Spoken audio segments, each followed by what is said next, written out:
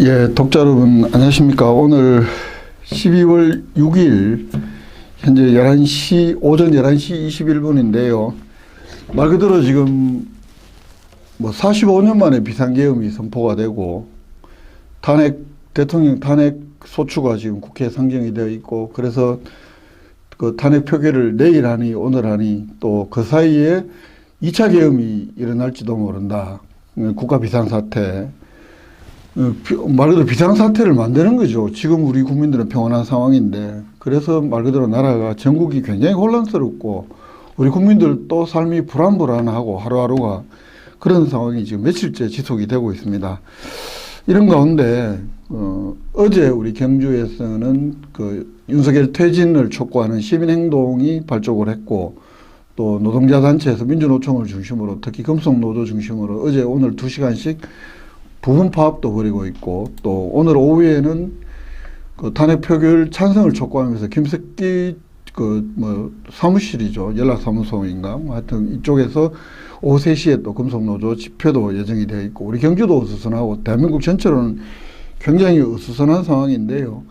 어제 그 시민행동 발족식을 하면서 우리 시민들의 동참을 또 강력하게 호소하신 분이, 저희 어제 유튜브 경주 포커스 TV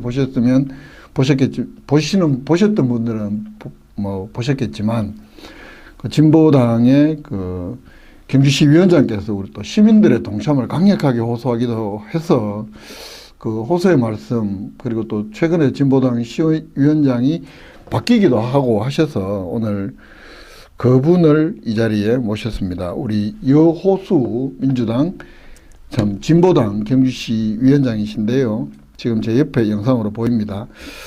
우리 여호수 위원장, 우리 독자분들께 인사부터, 본인 소개 겸 인사말부터 먼저 해주시죠. 예. 반갑습니다. 경주 시민 여러분, 저는 경주시위원회 진보당의 위원장을 맡고 있는 여호수라고 합니다. 요즘 많이 추우실 텐데 대통령 하나 잘못 뽑아서, 그리고 정치가 우리 주민들을 따뜻하게 해야 되는데 더욱 불안하고 마음으로 쌀쌀하게 차갑게 느껴져서 저도 참 책임을 통감하고 있습니다. 그럼에도 불구하고 우리 주민들은 늘 건강하게 잘 행복하게 지냈으면 좋겠습니다. 만나서 반갑습니다. 예. 말 그대로 맡으실 때는 안 그랬는데 지금 세상이 막 요동을 치고 있습니다. 이 엄중한 시기에 우리 진보당 경주시 위원장 맡으셨는데요. 경주시 위원장 언제부터 이렇게 역할을 맡으셨나요? 9월달, 원래 9월달부터 제가 임기가 시작되었습니다. 그래서 우리 전당원 투표로 당선되어서 임기를 시작한 지가 사실은 좀 몇 개월 안 됩니다. 그런데 저는 사실 하반기 때 윤석열 정부가 지금까지 해왔던 것을 중심으로 하면 원래 반드시 뭔가 좀 큰일이 벌어질 것 같다는 생각을 가지고 제가 이제 독한 마음 먹고, 야, 이번에는 뭔가 좀 결단을 좀 해야겠다는 생각을 가지고 제가 출마를 해서 조금이라도 우리 그 경주 시민들에게 좋은 정치를 보이고 윤석열 정권에 대한 폭정 이런 것을 좀 잘 마무리하도록 한번 해보겠다는 결심에서 제가 지금 임기를 막 시작했고 함께하고 있습니다. 네, 진보당 시위원장을 맡으실 때도 워낙에 이제 윤석열 정권이 좀 상식적이지가 않잖아요. 우리가 봐왔던 보통의 정치하고는 좀 다른 정치를 하고 있고, 그렇기 때문에 어떤 큰 일이 있을 수 있겠다. 그래서 그 진보당 위원장을 맡으신 것도 굉장히 큰 결심이 필요했다. 이렇게 들립니다. 그렇습니다. 이게 좀 사실은 개인적으로 좀 망설이기도 했어요. 왜냐하면 검찰총장 시절부터 시작해가지고 사실은 좀 정상적이지 않는 행보를 지금까지 해왔고, 아시다시피 이제 대통령 당선되고 난 이후에 쭉 행보를 보면 공정과 상식, 좋은 국가, 좋은 사회 이런 걸 만들겠다고 약속하고 공약하고 당선은 되었습니다만은 그걸로 국민들을 속인 거죠. 예. 그런데 가면 갈수록 이거는 국민들은 안정에 대해서는 안중에 없고, 그래서 도저히 이거는 이게 상식적으로 보면 노동조합에 자기가 꼭 공약하고 나왔는데 국민을 위해서 대통령 수행을 해야 되는데도 불구하고 노동조합을 예를 들면 조합을 위해서 뭔가가 일을 해야 되는데 회사를 위해서 뭔가 이익을 대변한다? 이러면 이게 용서가 안 되는 일이지 않습니까? 그렇죠. 근데 국민들의 민생은 파탄나고 있고 경제가 말일이 아닌데 그런데도 불구하고 이걸 해결하려는 능력을 봤을 때는 도저히 이게 납득이 안 되는 정도이고 주체 의지가 없고. 예. 그래서 이대로 가만두었을 이게 국가 운명에 대해서 문제가 심각하게 발생할 거라고 생각해 왔었습니다. 그래서 네. 꾸준하게 이제 윤석열 정권에 대한 규탄 이런 것을 진행해 왔는데 제가 임기를 시작할 때는 야 이거 한번 세게 한번 붙겠구나 이런 생각을 사실은 들었죠. 네. 마침 이제 이런 정세가 들어왔는데 뭐 종계라고 생각합니다. 뭐 걸핏하면 사실은 이게 어떤 공식적인 어떤 뭐 사전에도 없는 용어인 것 같은데 반국가 세력이라고 예. 칭을 하기도 하고 이게 자기에 대한 지금 뭐 어제 비상계엄 선포로서 더 확연하게 드러난 어떤 의식 구조가 뭐냐면 자기를 반대하는 그러니까 자기 정부를 반대하는 세력은 반국가 세력으로 인식을 하는 거예요. 그러니까 이거는 완전히 무슨 왕정시대의 짐이고 국가다. 예. 자기랑 국가를 등치하는 같은 존재로 보는 절대 왕조 시대에나 있을 법한 인식 세계에 머물러 있는 것 아닌가. 예. 반정부 세력이라고 칭하면 그래도 이해가 돼요. 윤석열 정부에 반대하는 거니까. 근데 있지도 않은 반국가 실체도 보면 이 반국가 세력을 척결한다는 명목으로 그것도 피를 토하는 심정이라든가 뭐 이런 아주 감정적인 언사를 쓰면서 비상계엄을 선포하는 거 보면 정신세계 자체가 온전치 않은 걸 이번에 더 확연하게 드러냈다 이렇게 봐지기도 하고 사실은 이제 9월달 뭐 취임할 때 또는 취임하기 이전부터도 이 사람이 살아온 궤적들이라든가 이런 것들 보면 굉장히 위험하다라는 게 사실은 이쪽 민주진영이나 이런 쪽에서 인식이었던데 반해서 그게 대통령직을 수행하면서 더 명확하게 드러낸 것 아닌가. 그 맞습니다. 과정이 아닌가 2년 반이. 그렇게 보여집니다. 자, 비상계엄 선포를 했다가 뭐 불과 국회에서 해제 요구안이 되면서 어렵게 우리 국민들이 막아냈는데요. 이게 보니까 뭐 계획이 어설펐던 것도 아니고 결국은 우리 국민들이 막아낸 건데 맞습니다. 국회하고 어제 이제 그저께 탄핵소추안이 발의가 됐고 빠르면 오늘 투표한다는 얘기도 있고 결국은 이제 그 비상계엄 자체가 굉장히 불법적이고 심지어 내란죄에 해당된다라고까지 바라보는 걔네들이 지금 뭐 절대 다수인 것 같아요. 그래서 이 사람은 내란의 수괴가 되고 내란의 가담자들이 되고 이렇게 보는데 자 이제 왜 불법이라고 이렇게 본다고 이렇게 이해를 하십니까? 그 한동훈 국민의힘 대표가요. 그 독자 여러분들도 잘 아시다시피 그 비상계엄 계엄령 관련해서 딱 일목요연하게 정리를 했는데 첫날. 예, 첫날 위헌적이다. 그리고 위법하다. 반헌법적이고. 예, 이 얘기를 했단 말입니다.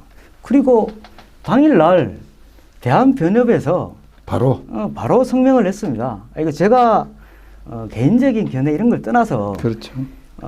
상식적인 생각을 가지고 있는 모든 국민들이나 전문가들이 특히 법률 전문가들은 이것에 대해서 명백하게 위헌적이며 위협하다라고 이제 정의를 사실은 내린 겁니다. 예. 그런데 이게 왜 그러냐 이런 것에 대해서 좀 얘기를 짧게 좀, 해보면 이게 첫 번째는 불법이라는 부분에 대해서 그죠? 이게 요건이 이게 비상계엄령의 요건이 충족되는가를 첫 번째 봐야 될 것 같아요. 그러니까 비상한 계엄 상황을 맞이해서 선포를 했단 말입니다. 그 밤에. 그렇죠. 그럼 이게 요건이 충족되느냐 안 되느냐 이게 이제 첫 번째 이제 다툼이 있을 텐데 그러면 비상계엄령은 이제 대통령이 전시사변 또는 이에 준하는 국가 비상사태 때 적과 교전 상태에 있거나 사회 질서가 극도로 결함돼 행정 및 사법 기능의 수행이 현저하게 곤란할 경우 계엄법을 명시된 것으로 해서 선포를 할 수 있도록 돼 있어요. 그렇죠. 그런데 이게 왜 문제냐? 이건 상식적으로 보면 아니 이게 지금 현재 그게 맞는가는 그 국민들은 그냥 상식적으로 판단할 수 있을 것 같습니다. 일상이 평온히 유지되는 밤이었잖아요. 전시도 네. 아니고 그렇죠. 사변도 아니고 네. 그에 준하는 어떤 정황도 없었다. 그래서 대한변협에서 그냥 그대로 말씀드리면 우리는 말로서 대통령에 반박할 필요성을 못 느낀다. 이렇게 이제 얘기할 정도로 아예. 사실은 명쾌하게 정리가 되어 있는 거고 그래서 이거는 비상계엄령 내용 자체가 충족이 되지 않는다라는 것은 이제 전 국민들이 사실은 합의되어 있는다고 봐야 그렇죠. 됩니다. 비상계엄의 발동 조건 자체가 일단 안 된다. 네. 법에서 규정하고 있는. 그렇죠. 예. 그리고 두 번째는 절차의 문제인데요. 예, 예. 이게 선포 절차가 계엄법 2조 5항에 보면 대통령 계엄 선포를 할 수가 있죠. 그렇죠. 뭐 당연히 이제 충족돼야 되는 건데, 그래서 설사 이제 선포된다 손치더라도 이걸 국무회의의 심의 의결을 거쳐야 된단 말입니다. 근데 거쳤다고 했어요.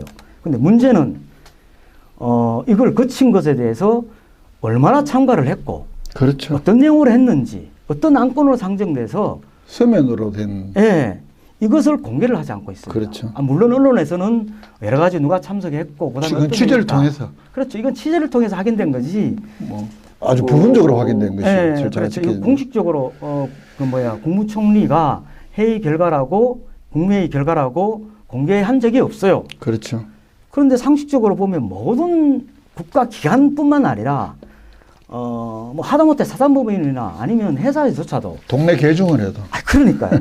그런데 이거를 회의를 하면 회의록이 있어야 돼요. 결정사항이 있어야 되고. 그렇죠. 회의를 하는데 이유가 뭡니까? 그죠. 뭔가를 결정하기 위해서 회의를 하는 거지 않습니까? 그리고 논란을 없애기 위해서 그 어떤 분이 뭐 어떤 얘기를 했는지, 뭐 문제 제기를 했는지, 찬성을 했는지에 대해서 회의록을 다 남기고. 요약된 회의록. 네, 그래서 요약된 회의록을 남기는데 이게 엄중한 비상계엄령을 심의하는 이 중대한 이게 회의를 하는데도 불구하고 이 회의를 공개하지 못한다?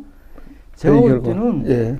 여기서부터 이제 지금 나오는 건 딱 그거예요. 그러니까 국무회의의 성립 조건, 의결 정족수만 채웠다. 예.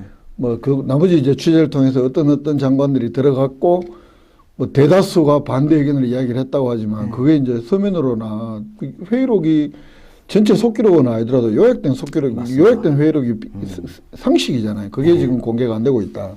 그 사실은 뭔가 석연치 않은 부분이 있을 수밖에 없다는 게 합리적 의심이잖아요. 아니 검사들이 숨기는 사람이 범죄자다고 두들두들 얘기를 하지 않습니까? 그렇죠.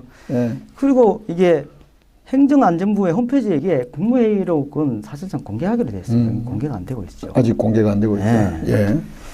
그리고 또 하나는 국회 통고 문제인데요. 예, 그렇죠. 계엄법에 이제 4조 1항에 되어 있습니다. 그래서 지체 없이 국회에 그렇죠. 통과해야 지체 없이 되는데 국회에 되는데 받았다는 사람이 없죠. 아니 국회의장은 그날 당일날 받은 적이 없다고 공식적으로 언론에서 얘기를 했고, 그죠.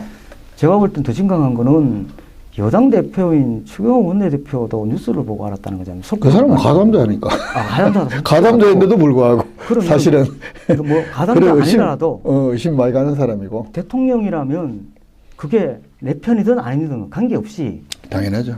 법적으로 뭐 절차를 지켜야 될 거 아닙니까? 그러면 우리 편이든 아니든 간에 그 법을 절차를 지키려고 그러면 당연히 여당 대표에게도 계엄령이 통보했다고 통보를 해야죠. 근데 안 했단 말입니다. 그렇죠. 이건 명백한 불법이. 이런 것들이 이제 보면 결국은 이제 계엄령이 발동 조건이 안 됐다. 그리고 그 국무회의 심의도 사실은 석연치가 않다.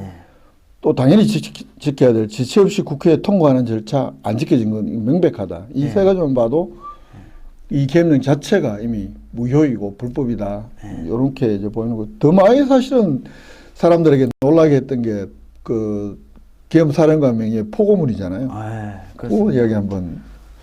근데 이게 이제 내란죄가 될 수 있느냐, 친위구태자가 될 수 있느냐 중요한 근거가 될 텐데. 저는 뭐 더 깜짝 놀란 것은 포고령에 지금까지 전 세계 내가 이거 오늘 그 인터뷰를 하기 위해서 여러 포고령을 한번 찾아봤거든요. 근데 특정한 계층에 대해서 처단을 한다는 포고령은 그 의사 관련해서 그런 포고령이 있던데 그거는 뭐 가십거리라고 할 수 있는데 그럼에도 불구하고 매우 심각한 문제거든요. 나중에 보면 맨 마지막에 계엄령의 지시사항에 따르지 않아도 처단할 수 있게 되어 있습니다. 그렇죠. 근데 어쨌든 간에 그래서 이 포고령은 헌법 77조 3항에 보면 뭐 나머지 앞부분은 좀 생략하더라도 행정부, 사법부, 언론에 관한 조치는 규정하고 있습니다. 그런데 그렇죠. 국회에 대한 조치 근거는 없습니다. 예. 이 부분과 관련해서 이제 좀 중요하게 우리가 이렇게 바라보는 게, 그럼 박정희 때는 실제로 국회의원들을 그렇죠. 구금도 하고 했지 않냐. 네. 근데 그거는 박정희는 나름대로 그 장기 집권을 위한 법이긴 했지만 유신 헌법에 기초한 네. 계엄령이었던 것이고, 맞습니다. 지금의 우리가 이제 그 아까 규정할 수 있는 데 대해서 행정, 사법, 언론에 관한 조치는 규정해 있는데 국회는 그 조치할 근거가 없다는 것은 이게 이제 결국은 전두환 계엄 이후에 국민들이 만들어낸 87년 헌법에서 만든 맞습니다. 것이거든요. 이걸 네. 지킬 수 있는 게 유일하게 예. 국회밖에 없다라고 네. 해서 이게 국회를 침탈할 수 있는 근거를 예. 없애버린 거거든요. 맞습니다. 그죠? 근데 이번에 보면 1조에, 포고령 1조에 보면 국회와 지방의회 정당 활동, 이 국회를 명확히 규정을 하고 있고, 예. 실제 이제 계엄군이 건 280명이던가요? 전두환 때도 국회 70명밖에 안 들어갔대요. 100명, 요번에 건 300명의 인원이 거의 이제 국회의원들을 한 곳으로 가둬들이고, 그게 뭐 과천에 있는 뭐 나중에 이게 합수부가 될, 예. 그리고 끌고 가려고 했다. 이런 것까지 나오는 상황이니, 이건 명백하게, 이건 이제 아까 헌법 자체의 법률적 무효와 함께 이건 내란죄를 구성하는 큰 근거가 되어버린. 예. 거기에다가 내란죄는 기본적으로 사실상 뭐 친위 구태다라고 봐야죠. 대통령이 그렇죠. 예. 그 헌법에 보장돼 있는 권력을 넘어서서 그렇죠. 사실은 권한을 행사한 거기 때문에 이건 명백한 내란죄이고 그렇죠. 그러고 그 뭐 뒤에 내용들은 뭐 다 일일이 검명하기도 싫은데 집회 뭐 우리 국민들의 기본권을 결국은 이제 다 제한하겠다는 것이잖아요. 예. 헌법적 기본권 다 제한하겠다는 것이고. 그래서 어제 보니까 서울대학교에서 학생들이 그 학생총회를 하고 예. 그게 이제 뭐 서울대 재적 학생의 10%가 학생총회 구성 요건이라고 하는데 어제 모인 인원이 20%가 넘었대요. 이게 80년대 이후에 87년 이전에는 그런 일이 있었지만 아크로폴리스에 그만한 학생들이 모이고 그리고 정문 앞에서 대통령 퇴진하라 구호를 외치고 근데 그 왜 젊은 친구들이 그렇게 많이 놀랐을까? 이 포고령에 대한 예. 이게 언제든지 국가가 개인의 삶과 자유를 구속할 수 있구나라는 걸 보게 된 거예요. 그리고 영화에서나 보든 책에서나 보든 군인들이 국회를 장악하고 국회에 들어가고 하네? 이 놀라움이 있었던 거죠. 이 우리가 오늘 아침에 누군가 그런 이야기를 하던데 우리 20대들은 지금 20대들은 사실상 거의 어쨌든 경제적으로 좀 선진국 거의 반열에 굉장히 좀 시스템적으로 자유롭고 기본권이 보장되는 최소한 그런 데 삶을 살다가 맞습니다. 그래서 20대 친구들에게 조금 그 역사의식이나 좀 꼰대적 발언이지만 어떤 이런 거에 대한 우려들이 있었는데 이 역설적으로 윤석열 이 비상계엄이 20대의 정치적 어떤 자각을 일깨운 그래서 앞으로 대한민국이 훨씬 더 좋아지게 되는 계기를 만든 하나의 또 사건이지 않느냐는 그런 그렇죠. 평가도 있더라고요. 저는 뭐 나중에 학생들이 드리겠지만 저는 이건 뭐 이 사건은 제가 볼 때는 보수나 진보 이념의 문제가 아니고 그럼요. 국가의 운명을 어떻게 책임질 건가에 대한 문제로 보면 우리 그 젊은이들이 10대, 20대들이 그 여론조사에 보면 윤석열 지지가 매우 윤석열 대통령의 지지가 매우 낮는데 그러나 그게 개인적으로 이렇게 늘 이제 생각하고 고민하고 이렇게 사고해왔던데 워낙 뭐 먹고 살기 어려운 삶의 조건이 되어 있으니까 이게 이제 흔히 말해 같이 이제 모여가지고 뭔가를 같이 논의하고 수기하고 행동하고 이런 단계까지 온 것에 대해서는 저는 뭐 아주 긍정적으로 보고 있습니다. 좋은 현상이라고 보고 있죠. 그 윤석열이가 만든 의도하지 않았던 전혀 생각지도 않았던 항상 그렇잖아요. 역사가 꼭 정해진 대로만 가는 게 아닌 게 아주 또 그런 측면에서 굉장히 긍정적이다 이렇게 보는 시각도 있더라고요. 저도 그 점에 대해서는 이게 사실 평온할 때는 못 느끼잖아요. 우리가 일상에서 공기의 고마움을 모르듯이 그 우리 아주 헌법적 기본권인 그 자유 뭐 이런 가치들이 얼마나 소중한가를 다시 한번 이렇게 일깨우는 어떤 그런 계기도 되지가 됐다 뭐 이런 평가들이 많이 있더라고요. 그래서 오늘 아침 여론조사인가 보니까 20대에서 윤석열 탄핵 지지율이 어느 그 여론조사 꽃인가요? 80%가 압도적입니다. 거의 뭐 예. 다른 모든 연령들을 압도하는 예. 완전 정치적 자갈을 일깨운 계기가 아니었나 이런 생각도 들었습니다.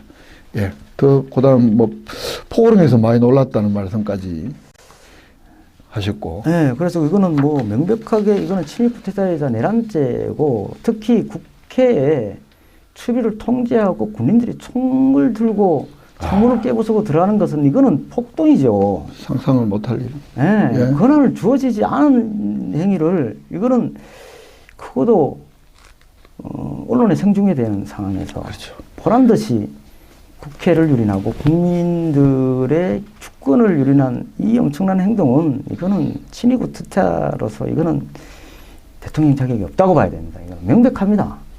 이것을 분노하지 않으면 그래서 난 더 답답한 게 이런 거죠. 아니, 우리나라 보수 정당을 대표하는 국민의힘이 이 정도밖에 수준이 아니냐. 어떻게 이렇게 명백한 헌법 유린과 불법적인 것을 어쩌면 옹호하는 듯한 발언들을 속속 들이내고 있고, 그리고 이것에 대해서 단죄하려고 생각하지 않느냐. 이거는 보수와 진보 이념을 떠나서 그렇죠. 국가의 운명의 문제고 국가 시스템의 문제고 법과 제도는 흔히 말해가 모든 사람들이 일반적으로 지켜야 될 중요한 문제인데 그래야 국가가 돌아가지 않습니까? 그렇죠. 그런데도 불구하고 저는 오늘 홍준표 대구시장께서 얘기한 것에 대해서는 매우 놀란 발언을 하셨던데 이러다가 보면 국민의힘이 괴멸할 수 있다 이런 얘기를 합니다. 물론 그런 위기의식을 얘기를 할 수 있죠. 그러나 그렇죠. 아니 그 국민의힘의 이익보다 국가의 운명이 훨씬 더 중요하지 않습니까? 국민의 안전이 훨씬 더 중요하지 않습니까? 이런 정치를 보수 정치를 대표하는 국민의힘에서 하고 있다.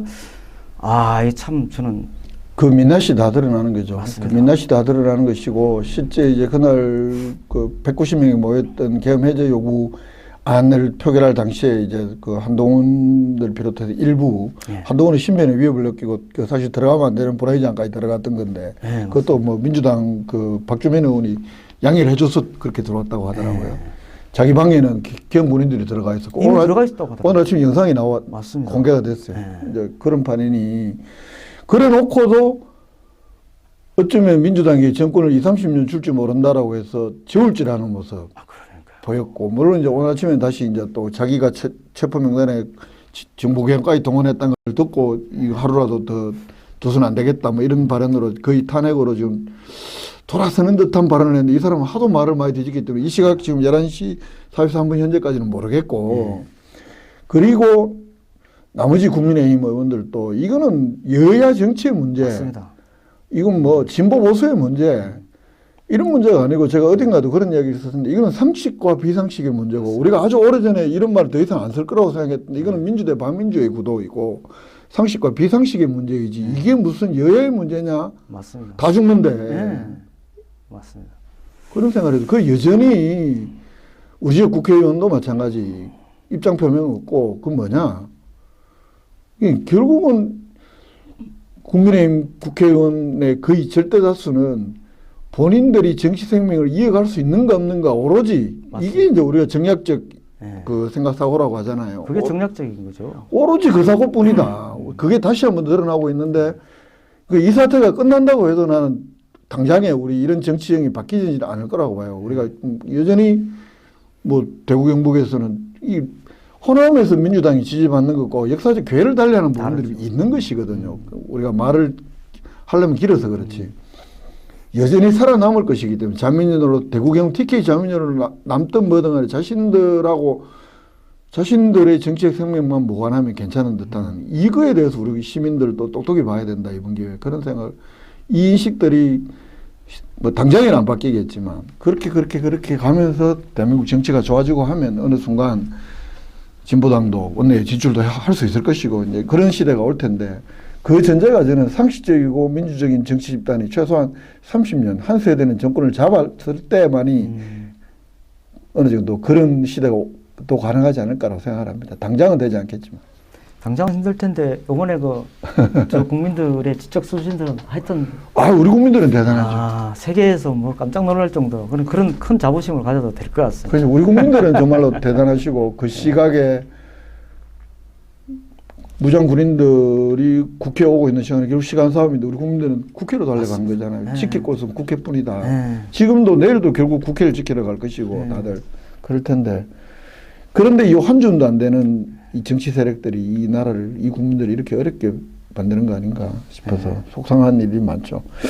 자, 뭐 제가 네 번째 질문으로는 뭐 본래는 내일 오후 7시에 국회 본회의에서 탄핵 소추안 표결을 한다 이렇게 돼 있었는데 뭐 오늘 한다는 이야기도 있고 지금 한동훈 이쪽의 표결에 따라서 결국은 200표만 넘으면 네. 국민의힘 소속에서 8표만 가져오면 이거 뭐 가결되는 것이기 때문에 이 상황적 변수에 따라서 오늘 한다 뭐 이런 이야기도 있고 그만큼 또 시간 싸움이다. 오늘 그 군인권센터에서 아침에 발표하기로는 제2의 계엄을 준비하는 움직임이 제보가 들어오고 있다라고 이야기를 하고 있기 때문에 이 상황은 어떻게 보십니까? 이거 참 저는 뭐 이게 하루하루가 다른 이동치는 정세 속에서 제가 전망을 한다는 거는 뭐 제 능력 밖이라고 생각하는데 저는 어차피 저도 제 능력 밖에 이야기를 하고 있습니다. 그런데 오늘 아침에 그 한동훈 대표가 국민의힘 한동훈 대표가 얘기하기 전까지는 사실은 저는 예. 탄핵이 절대 안 된다 이렇게 생각을 했습니다. 그렇지. 왜냐하면 저도 아침 나설 때까지만 해도 예, 아시다시피 이제 그 윤석열이란 사람은 이게 어떤 짓을 할지 워낙 비상식적이고 덜출 행동을 많이 하고 있어서 그래서 뭐 심심찮게 제2의 비상계엄령 이런 얘기가 있을 정도로 문제가 심각한 상태에 있는데 그런 불안이 들 수밖에 없는 게 김용현 그러니까 이번 비상계엄을 뭐 거의 대통령에게 주도했다고 알려진 김용현 전 국방장관은 여전히 오늘 아침까지도 한남동 국방부 장관 관사에 있대요. 아 그래요? 후임 장관이 아직 안 돌았기 때문에 그럼 뭐 바로 근처에 다 있는 겁니다. 그리고 그 공수여 단장, 네. 방첩사령관 네. 전부 다 현직을 다 유지하고 있잖아요. 유지하고 있죠. 예. 그러면 이 사람들이 지금 탄핵이 됐을 때는 자기들이 내란죄로 맞습니다. 총 가진 사람들이 야 너가 이거 오늘 하루만 지나면 처벌당하는데 네. 가만히 있겠냐고 상식적으로 그 사람들 입장에서 생각해보면 자기 살라고 네. 그러니까 시간이 급한 것이고 그렇죠. 그래서 뭐 그런 사람들 입장으로 보면 그 국가의 안녕 이런 거 국민들의 이게 미래 번영 발전 이런 거에 대해서 그런 생각이 있으면 비상계엄도 안 했죠. 네, 없는 사람이라서 어떤 행동을 할지 모르는 상황에서 시간이 매우 이제 촉박한 건 하루 빨리 어떻게 보면 결정 나야 된다. 직무 정지를 시켜야 된다. 그렇죠. 범죄자는 그러니까요. 놔두고 그러니까 그걸 어떻게 할 건가 논의를 하면 안 되는 거죠. 일단 잡아야죠. 잡아서 구속시켜서. 제일 놀라운 게 우리 지금 시스템이 이렇더라고요. 자, 비상계엄을 아주 그 친위 쿠데타인데 그 내란을 꾀한 것인데 처벌을 못해. 근데 이 사람들은 여전히 권력을 제일 국군 통수권을 가지고 있고 그리고 그 동원됐던 부대장들이 여전히 지휘권에서 배제가 안 되고 있고 그래서 어제 국회에서 국방위 하면서 차관 보고 차관이 장관 직무대행이니까 직무대행은 할 수가 있대요. 그럼 당장 그 사람들 보직에 임해라. 여전히 안 하고 있단 말이에요. 그럼 그 사이에 그 사람들 우리가 외국의 사례들을 봐서 그럼 뭐 하겠나고요. 그 사람들이 이제 우리나라 군인들이 그렇지 않은 사람들이 많겠지. 시계도 나 못한다 그런 사람도 있겠지만 그래도 자기하고 생사를 같이 하는 사람들 또 있을 거란 말이에요. 소수라도. 그 소수는 총이 있고 무기가 있잖아요. 아니 그러니까요. 이게 조폭을 빗대서 좀 뭐한데 아니 주권은 국민에게 있는데 그래서 우리가 그 안녕을 위해서 국가의 안보를 위해서 돈 들여서 무기도 주고 개발해주고 국민 세금으로 그렇게 했는데 이 사람들이 흔히 말해가 아니 주인에게 총뿌리를 겨누네. 예. 이런 배은망덕한 짓을 하고도 지금까지 며칠 동안 계속 아직도 있다는 그 자체가 대통령이 그날 새벽 이후에 아직까지도 공식성의 모습을 안 나타냈잖아요. 결국은 내일 탄핵을 지켜보고 자기 잘못했다는 걸 아직 이야기를 안 해요. 그럼 그 이야기는 뭐냐면 반격을 노리고 있다고 보는 게 우리가 상식적인 시각이 아닌가. 그래서 또다시 시간 싸움이다. 그런 생각도 하게 되고 그리고 합참이 빨리 무력을 장악을 하고 그게 또 내전 상황이 벌어져도 안 되잖아요. 우리 네, 젊은 맞습니다. 친구들이 내 아이들이 군에 있고 한데 그 몇 명의 소수의 정치 군인들 때문에 그런 비극이 다시 발생해서도 안 되는 일이고 우리 국민들 한 사람이라도 그런 무도한 사람들 그런 것 때문에 다시 시간 싸움이다 이런 생각도 들고요.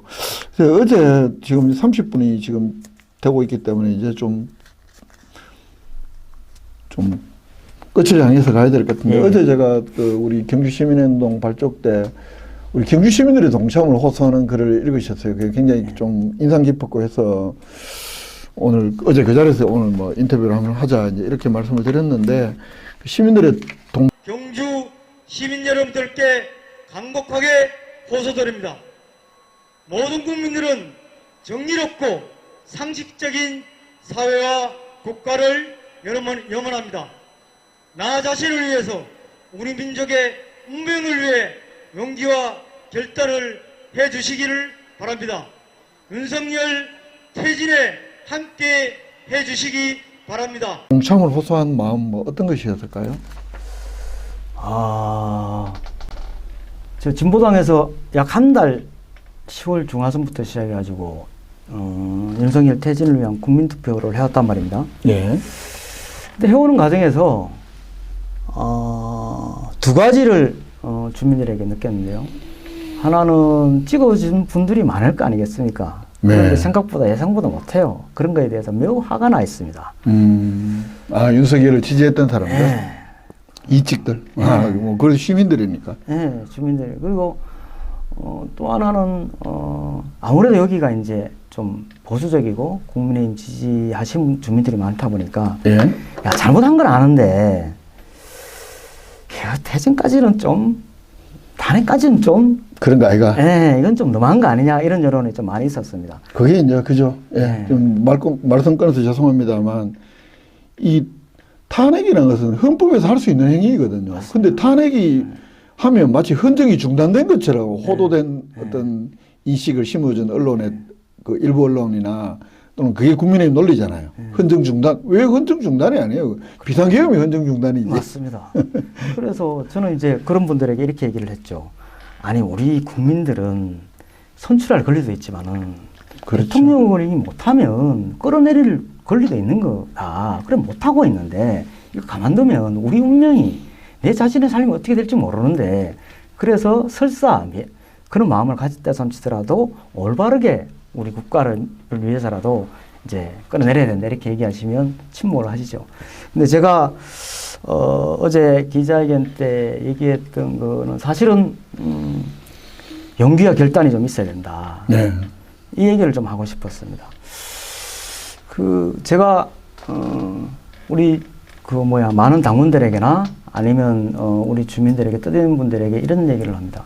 지금 현재 윤석열 대통령은 한 국가의 운명을 지은 버스 기사, 버스 노동자다. 이렇게. 왜냐하면 우리가 버스를 탈 때 아니 어느 노선을 가서 집에 데려다 줄 거라고 생각하고 안심하고 타거든요. 근데 이제 음주 난폭. 그런데 탔는데 노선도 몰라. 예를 들면 요렇게 가가지고 어디 경주역으로 가야 되는데 이 사람이 어디로 갈지 나는 경주역으로 가려고 탔는데 다른 방향으로 가는 거예요. 네. 그뿐만 아니라 그렇게 하면 어디 길을 내려서 찾아서 갈 수 있는데 이 양반은 아니 중앙신범도 하네. 중앙선 침범을 해가지고 죽을 줄 몰라. 급정거도 하고 신호도 안 지키고 막 브레이크도 막 안 밟고 막 폭주를 하는 거예요. 난폭하게. 근데 내 혼자는 모르겠어. 그런데 이 국가라는 것은 그죠. 버스에 있는 20, 30명 타 있는 사람들도 버스 우리 노동자들은 조심해서 안전하게 운전하는 마음은 다 가지고 있을 텐데 하물며 대통령이라는 사람이 국가 운영을 이렇게 하고 있는데 이걸 얼마나 이게 불안하고 이게 분노해야 될 말입니까? 예. 그리고 그것도 국민의 세금을 자기가 책임지고 공정한 사회, 상식적인 사회를 만들겠다고 다짐하고 당선된 사람인데 오로지 되기 위한 예. 헛소리였다. 그러면 이걸 보고 있는 우리는 다들 잘했으면 좋겠다는 생각을 가지고 있는 거예요. 아니 대통령이 누구든 관계없이. 그렇죠. 예. 그런데 이거를 객관적 조건은 이런 얘기를 하면 주위에 핀잔 받거나 국민의힘 지지자들에게 뭐라 말하거나 어떨 때 논쟁하거나 싸우거나 이런 걸 싫어서 안 하고 특히 이제 손잡고 어디 촛불 집회라든지 아니면 뭐 어떤 행동을 하려 그러면 혹시나 하는 그런 눈치 그렇죠. 예, 이런 것이 충분히 보일 수 있다. 특히 우리 경주 같은 경우에 네. 주변 그게 어제도 이제 그렇겠지만 그 윤석열 대통령이 역대 보수 후보 중에 가장 낮아도 72%를 받았거든요. 우리 경주에서. 맞아요. 예. 그런 곳이기 때문에. 예, 그래서 저는 용기를 내야 된다. 그래서 이 용기를 내야 되는 첫 번째 이유는 내가 이대로 가다 보면 이거 내 삶에 대해서 어떻게 될지 모르기 때문에 내가 살기 위해서 그렇죠. 살기 위해서라도 생존 투쟁이네. 예, 이거는 뭔가 국정기조로 바꿔야 됩니다. 어렵다고 하는데 민생이 어렵다고 하는데 그리고 우리 노동자들이나 우리 서민들은 얼마나 성실하게 오랫동안 열심히 일을 합니까? 그렇죠. 내일 서울에 갑니다. 그런데 가자고 하면 좀 쉬고 싶은데 맞아. 왜 가고 싶은 마음은 있는데 내가 일한다고 너무 지쳤어. 주말 하루라도 쉬어야 돼요. 쉬어야 되는데요. 근데 또 안 가면 또 안 될 것 같고. 안 가면 안 될 것 예. 같고 이런 갈등을 이럴 때 어떻게 해야 되느냐? 가야 되거든요. 그럼 용기가 필요하다. 우리 경주 주민들도 그런 용기가 있어야 된다. 그리고 또 하나는 결단을 해야 되는데 그럼 뭔가를 용기를 내서 나가려고 하면 이건 진짜 결단하고 결심을 해야 그렇죠. 되는 거예요. 예. 그래서 본인 신변이 어떻게 될지도 모르니까. 예. 오늘 그 학교 비정규직 노동자들이 또 파업을 하고 서울에 상경 갔거든요. 예. 경주에 꽤 많은 노동자들이 올라갔어요. 음. 그런데 원래 가기로 했던 것보다 꽤 많이 안 갔어요. 그 이유를 알아보니까 비상계엄되는데 서울에 어떻게 될지 모르는데 불안해서 못 가겠다.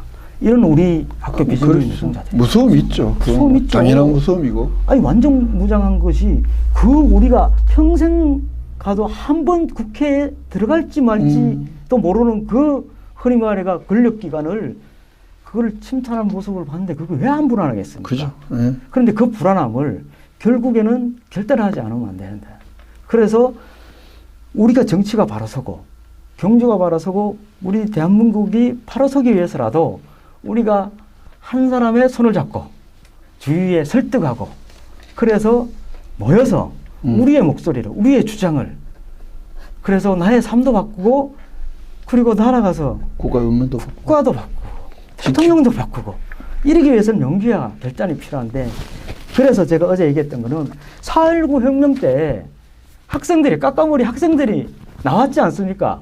그죠. 얼마나 그 큰 결심과 결단이 있겠어요.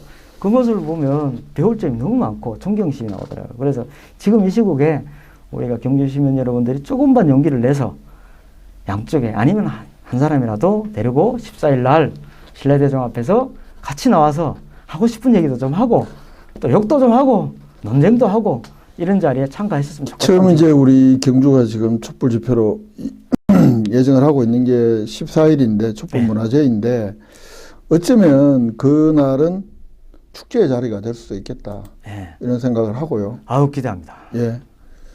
그래서 그날 뭐 비장하게 또 우리가 서울 가고 뭐 이게 사실은 시민 개개인이 쉽지 않은 일이거든요. 맞습니다. 그런데 지금까지는 결국 시민들의 힘으로 지켜왔던 민주주의고 일궈왔던 민주주의고 오늘 아침에도 뭐 최근에도 그런 이야기를 많이 하지만 우리 시민들이 또 국회에서 계엄 해제를 할 수 있게끔 네. 또 계엄의 영역에서 그 계엄사가 관할하지 못하는 국회를 만들어 놓은 것도 아까 말씀드렸다시피 87년 우리 국민들이 만든 네, 것이고 이건 항쟁이 그렇다. 그리고 또 지키는 그런 쭉 이 과거의 경험들이 있기 때문에 멀리는 뭐 광주민중항쟁도 있고 우리 가까운 근대사에서 그런 역사적 경험들이 가르쳐준 교훈이 국회로 몰려가게 했던 힘이었고 과거에 비쳤다. 과거가 준 선물이다. 뭐 이런 이야기도 많이 하는 것이고요. 앞으로는 그래서 이제 오늘 내일이 잘 지나서 더 이상 이제 더 이런 침탈이 없는 국가가 되도록 더 좋은 정치 세력이 더 좋은 나라 만들도록 우리가 또 국민들이 응원하고 참여하고 하는 것도 요 사태를 넘기면 그 다음 일이고 요 사태 때까지 우리 시민들이 참여하고 무엇이라도 이렇게 하는 것이 필요하겠다 정도로 오늘 정리를 해야 될 것 같습니다. 지금 이 방송이 38분이 넘었기 때문에 네. 더 이상 하면 안 봅니다. 네. 이것도 잘라야 될 가능성도 있는데 반반. 네, 잘 잘라주십시오. 끝으로 우리 모처럼 우리 그 진보당 시위원장으로서 모처럼 또 전에 전임 위원장 몇 번 나오신 적도 있어요. 네. 우리 여 위원장이 처음이시니까 마지막으로 인사 말씀 좀 해서 네. 시국이 급변합니다. 좀 오늘 방송을 맺을까 합니다. 예. 독자 그럼 마지막으로 명백한 유연적인 위법적인 포고령으로 비상계엄령으로 이미 윤석열 대통령 임기는 끝났다고 봅니다. 그거는 엄중한 국민의 명령이자 요구입니다. 그래서 14일 날, 12월 14일 날 함께 그런 요구를 얘기하는 자리에 많은 시민들이 참가해 주셨으면 좋겠고, 마지막으로 끝날 때까지 끝난 게 아닙니다. 그 윤석열 퇴진될 때까지 함께 우리가 역사를 만들어 갔으면 좋겠습니다. 고맙습니다. 예. 오늘 뭐 갑작스럽게 이 만드는 인터뷰에 나오셔서 고맙다는 말씀 드리겠습니다. 방송 마치겠습니다. 고맙습니다. 예.